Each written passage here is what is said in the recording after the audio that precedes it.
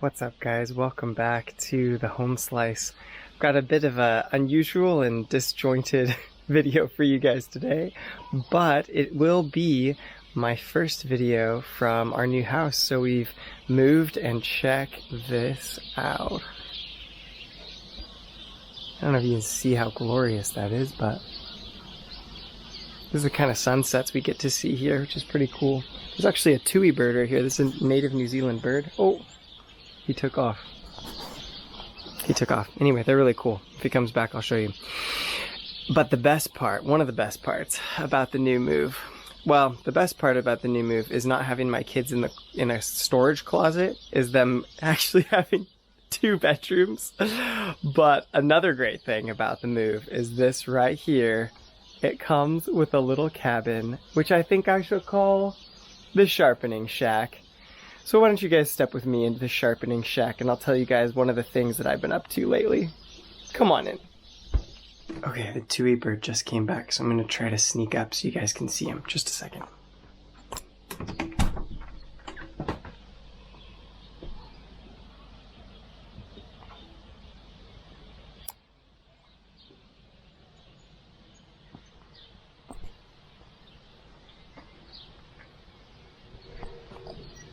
So cool, eh?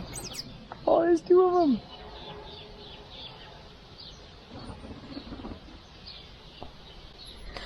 So tuis have these like iridescent blue wings, and they've got this little white patch right here, and these curved beaks. They love to drink the nectar of the native flax when the flax is in bloom, like right now.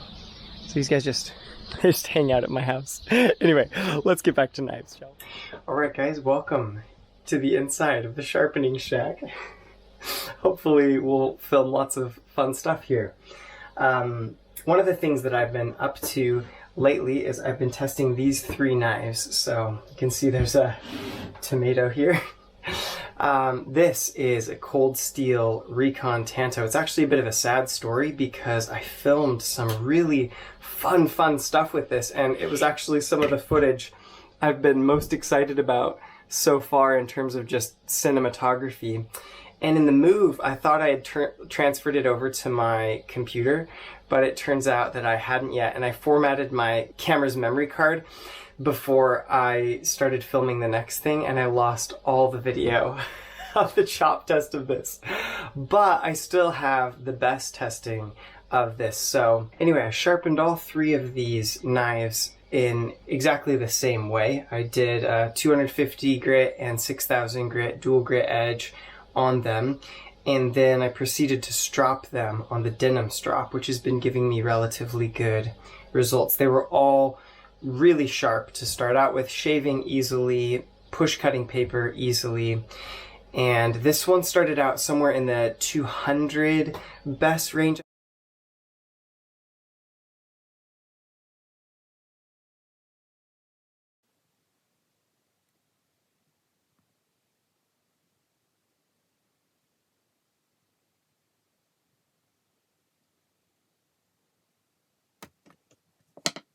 BESS. So that's after 1 day, and then after 2 days of chopping. Now I do chopping work for half-day increments, so that's about 3.5 hours of swinging the blade, and then 7 hours. But after swinging this thing for 3.5 hours, it was still flying through a tomato skin. Got it? Yep. The video started.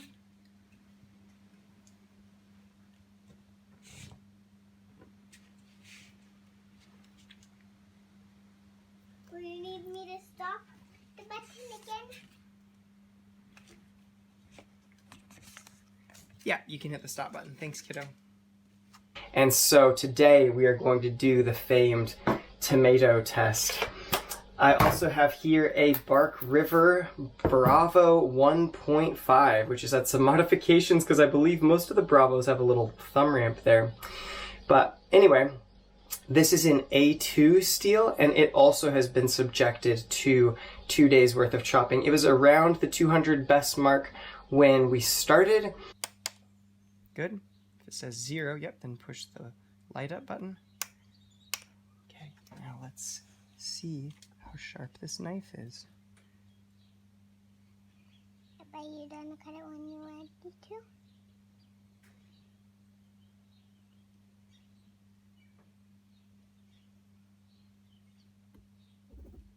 Oh.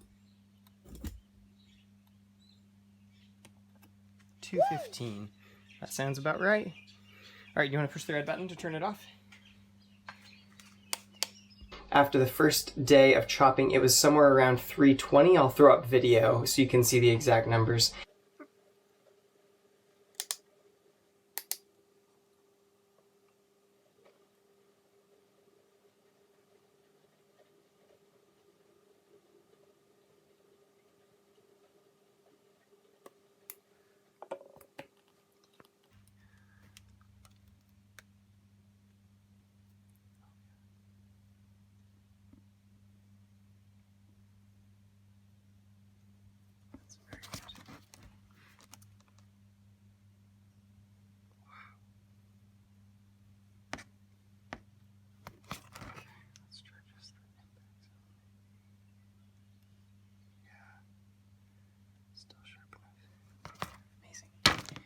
Stop it. And then when I just recently tested it, it was at 370, I believe. So it's quite a good number.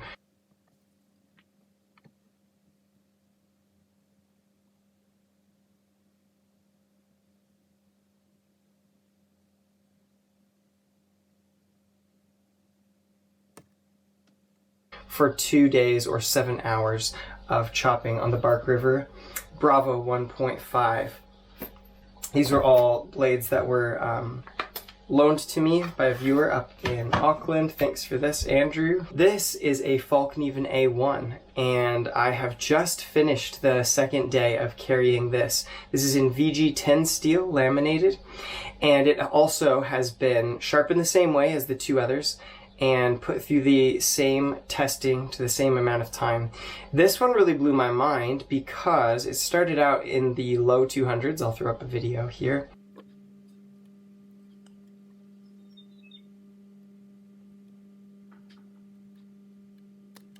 But after the first day of testing, it tested at 288 still.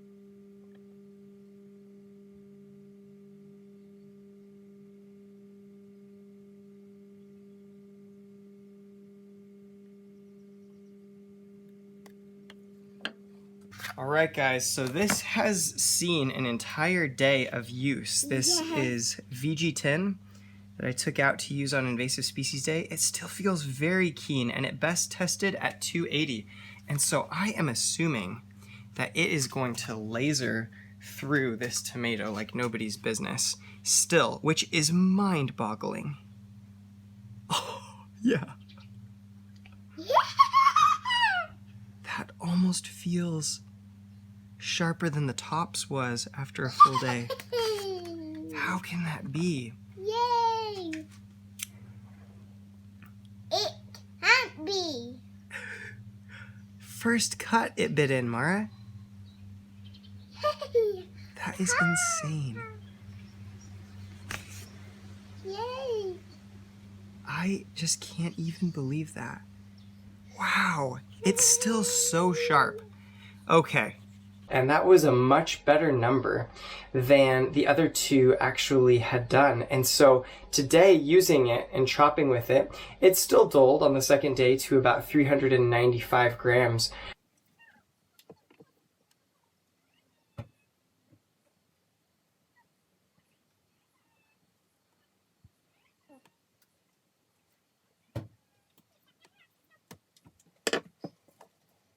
But this thing blew me away because I've only tested one stainless steel knife so far. It was the Cold Steel SRK in VG1, and this did much, much, much better, even competing or beating a lot of carbon steels that I've tested.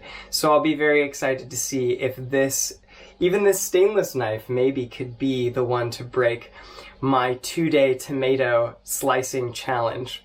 So let's get into it, and then I'll do a mini review of the knives after, and then I'll give you a little update on what's going on here at the channel in my scattered world of moving and all the stuff that's been going on. So let's get into it. Now this is quite exciting for me because I actually don't know. I have no clue what these are going to do. I haven't done this test already. I've been scouring the earth for a steel which could do 2 full days of, well, 2 half days of my work and still be cutting through the skin of a tomato after the second day, and I have found none thus far.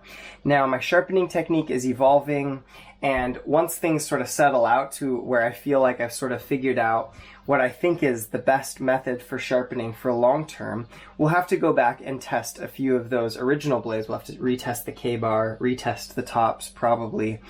But anyway, for now, I'm really excited to see if we have got there yet. So I'm going to pinch grip this so it's just the weight of the knife and just slide it on the skin. We're going to give it 5 passes in the impact zone.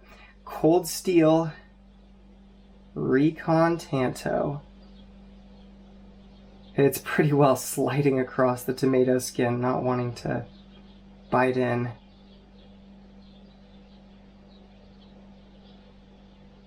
That's well over 5 passes, so we're going to call that a no. Cold Steel Recon Tanto in carbon 5. Put up an admirable fight. Similar to my K-bar, I would say, which is pretty impressive. Although, again, sharpening has been evolving. Next up is the Fallkniven A1.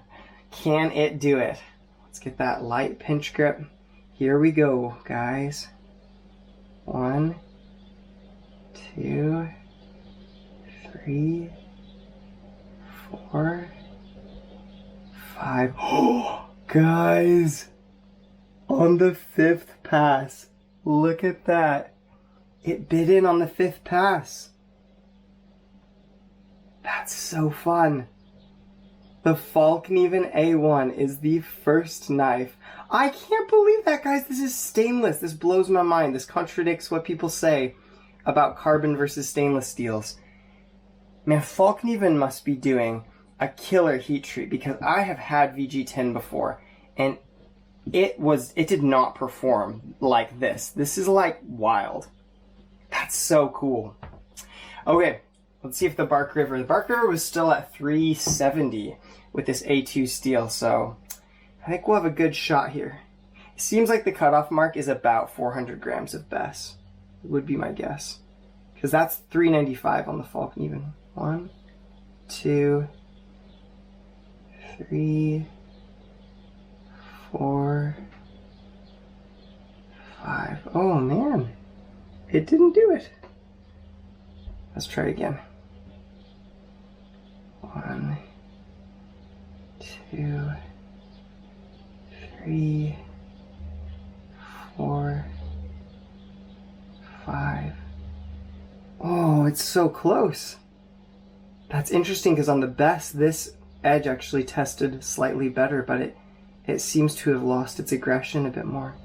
That is interesting because both of these steels would be somewhat alloy poor, but very high toughness, very, very high toughness.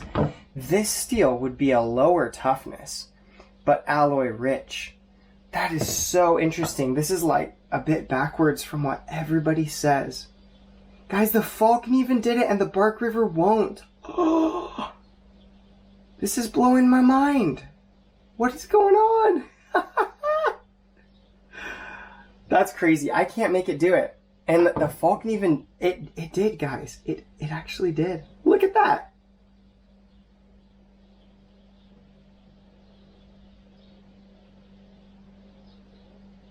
I mean, we are in half an inch with 5 passes on the other side. Like, it's pretty clear to me. That's so crazy. Okay, the reason that this video is different from my ordinary outdoors videos is that I've been working in an area where there's some privacy issues, so I haven't been able to film videos in my normal style where I kind of mount the camera and do some first person feedback of how the knife is using and stuff like that. So I've really enjoyed all 3 of these blades, and I'm going to give you a little bit of that information now. And just because I've been in an area where I can't do video, we'll just kind of lump these together. If you'd be interested to see further testing on these 3 blades, please shoot me a comment and I'll try to prioritize whichever ones seem of interest to people. So we'll start off with the Cold Steel. The Cold Steel Recon Tanto obviously is a very tactical design. This was given to me by a guy who used this in the South African police, which is quite cool. But the sheath has no loop on it and it has no retention device anymore other than this shoestring, which Andrew has looped through here to keep it in. So it was a bit cumbersome to carry. That's not really Cold Steel's fault. It's just the fact that this is a really well-loved and much used knife. It had a chip out of the blade, which I've partially ground away, but not entirely repaired. I liked this. The thickness of the blade goes way out towards the tip, which means that for this size of a blade, it actually has some significant chopping power. There's a tiny bit of swell here and some checkering on the rubber grip, and so the retention was pretty good. There's also a little bit of flare right here. So obviously it's built to be a tactical knife. It still worked really well, to be honest. The grip was good and everything for my work was pretty good for cutting real small stuff. The efficiency seemed good. The power seemed good, kind of average. I would say this is kind of in your ballpark of your like SE6. When I tested the SE6, it felt pretty similar, although the SE6 had a big handle, so it wanted to work its way out of my hand more quickly. Of the 3 knives, this one was the hardest to retain in your hand. With rubber gloves, it was quite easy to swing it and keep a grip on it. With leather, it began to work its way out. So I noticed myself resetting my grip the most with this knife. And I think it's simply due to the fact that this is entirely straight right here. So you don't have a lot to fill the swell of your palm, if that makes sense. The carbon 5 steel sharpened really nicely. It felt really good.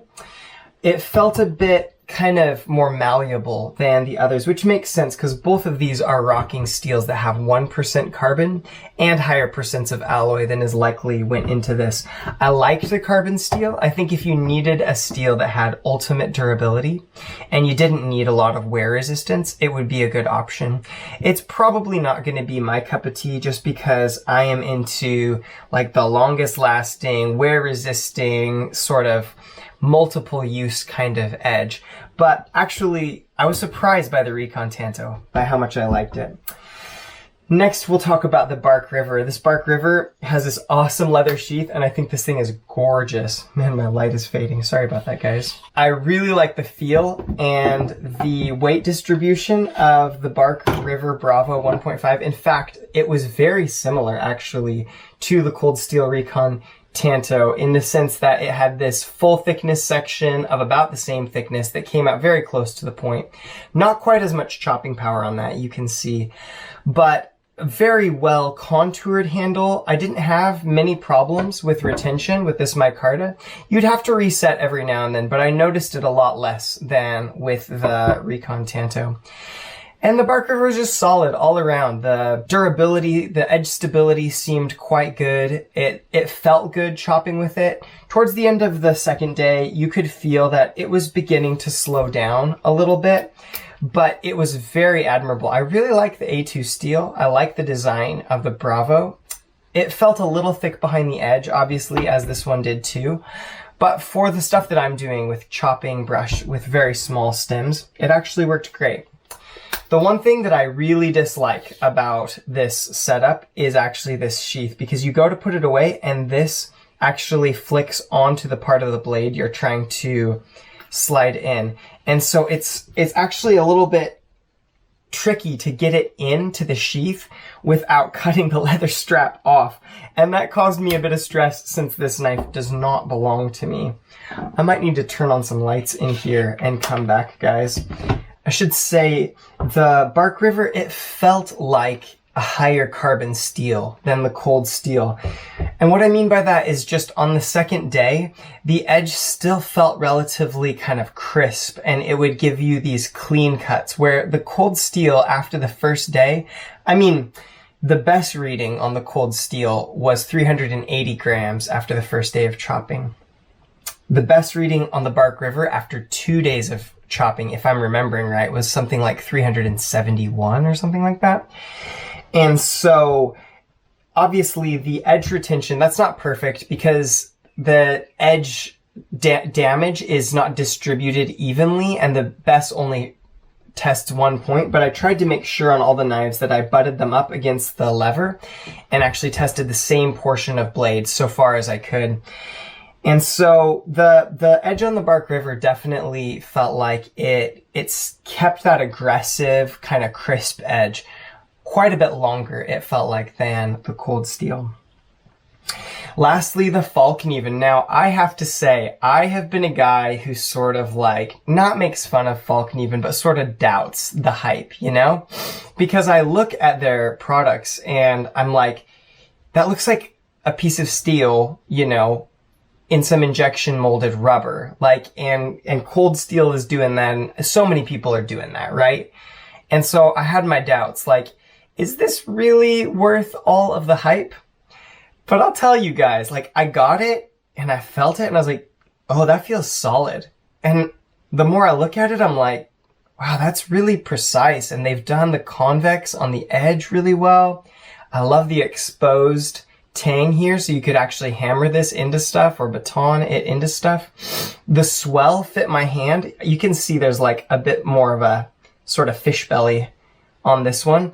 And actually the retention in my hand between the Bark River and the Fallkniven A1 was very similar, actually. They both wanted to stay in my hand. Very similar, actually, outlines, aren't they? They both worked very, very well. What blew my mind was the razor edge retention of the Fallkniven, because after the first day, like, it didn't even feel, you see I'm struggling, like I said. After the first day, guys, it didn't even feel like it was breaking a sweat. I mean, at the beginning of today, this was just soaring through stuff. It was really only in the last maybe hour that I noticed it beginning to struggle a little bit. And for VG10, guys, that actually boggles my mind. I mean, the edge stability on that, unless you're doing an excellent heat treat, shouldn't be that phenomenal. The toughness is not that high. There's a lot of things that could go wrong with VG10. So overall, this thing is so muddy from today. Overall, I would say I was the absolute most surprised by the Fallkniven A1. I kind of am on the verge of becoming a Fallkniven fanboy. I never thought I would say that, but I'm like, these guys are doing it simple, but I think they're doing it right. Like, this is a solid knife.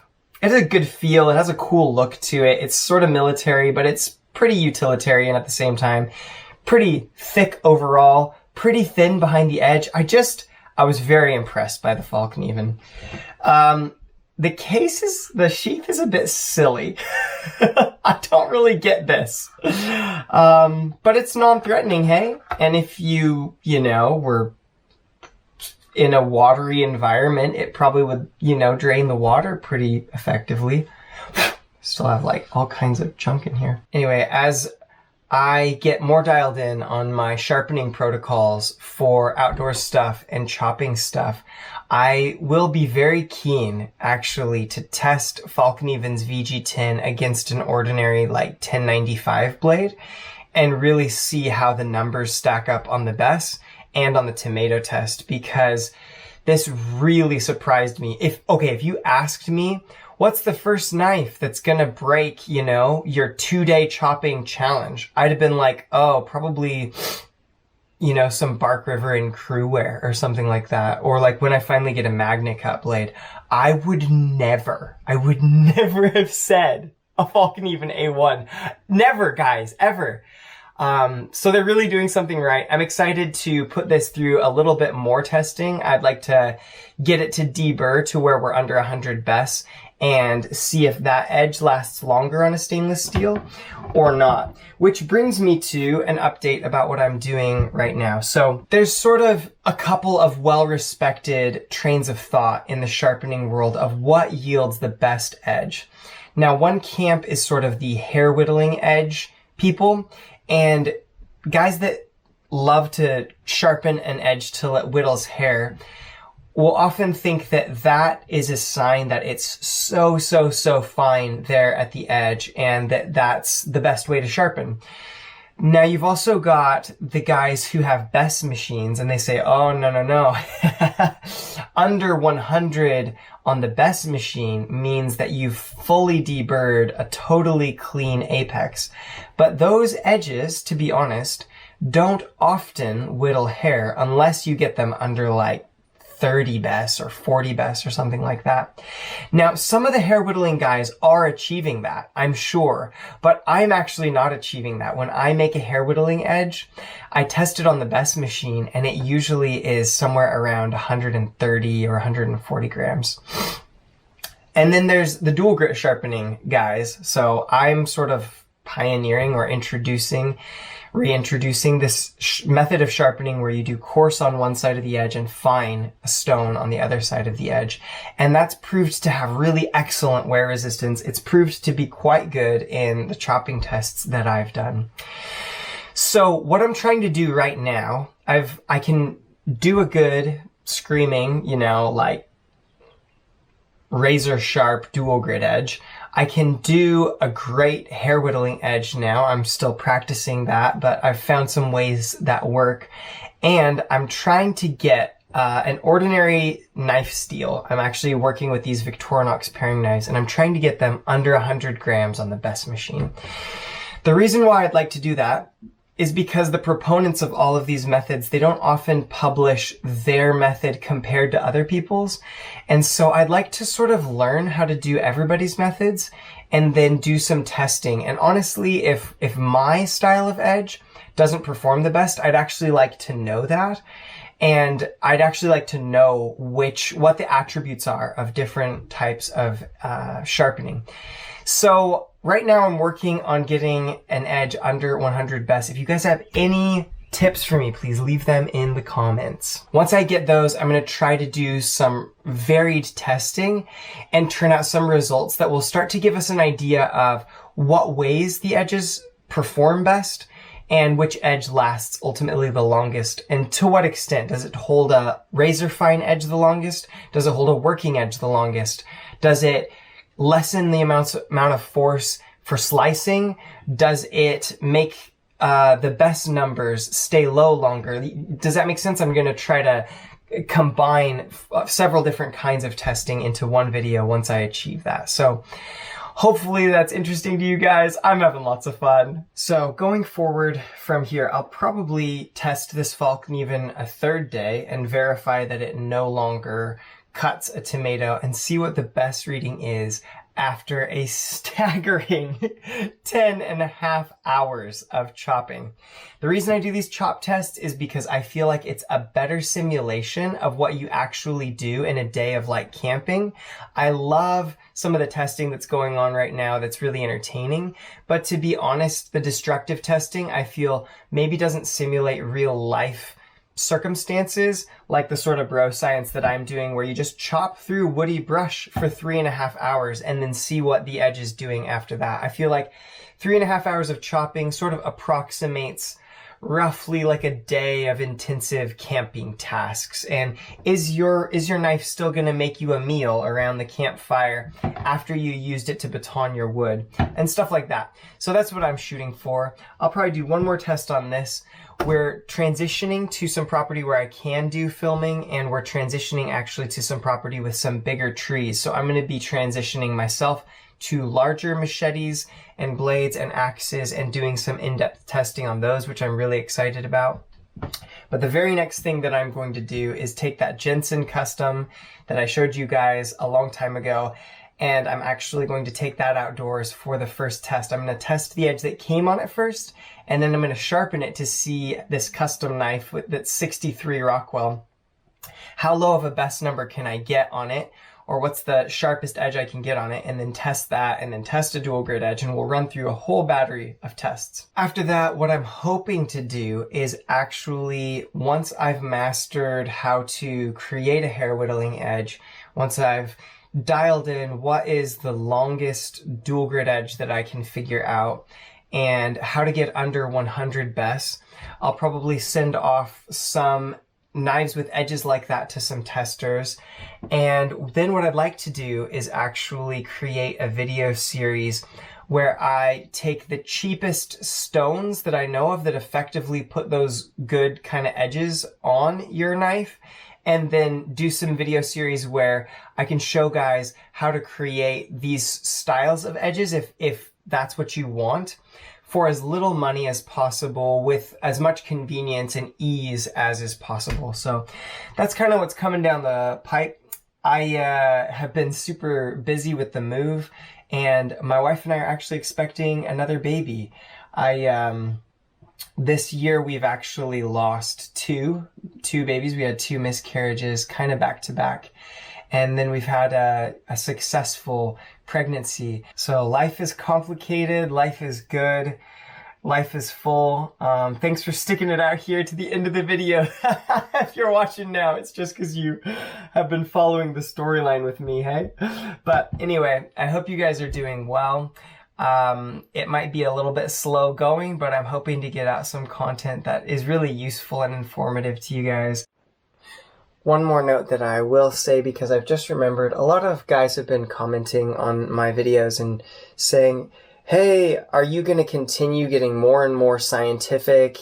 We really liked when you would do stuff that's more like casual. And just as an update on that, I'm going to continue to do both. I'm going to continue to do BESS testing. I'm going to continue to try to test things that are really, really precise and dialed in. And I'm going to try to continue to have fun. So we're still going to do some kitchen tests, chop up some pumpkins, slice some tomatoes, because I think that that's actually valid data. It does have a different sort of physics to it, to a BESS tester or something like that. And they test sometimes slightly different things. And so I'm going to continue to do casual stuff, and I'm going to continue to do stuff that's as scientific as I can work out how to, on a super shoestring budget, you know? So anyway, if you've liked the informal quality of the channel, that's going to stick around. I'm just also going to try to solve some more technical problems along the way. So hopefully some of you guys are down for both of those. Thanks for viewing. Thanks for supporting on Patreon. You guys are so awesome. Thanks for sending me stuff. It's such a privilege to live here and to be doing this thing. So you guys are awesome. I hope you have a great day, night, whenever you watch this. And for now, I will just say a heartfelt peace out from the home slice. Bye, guys.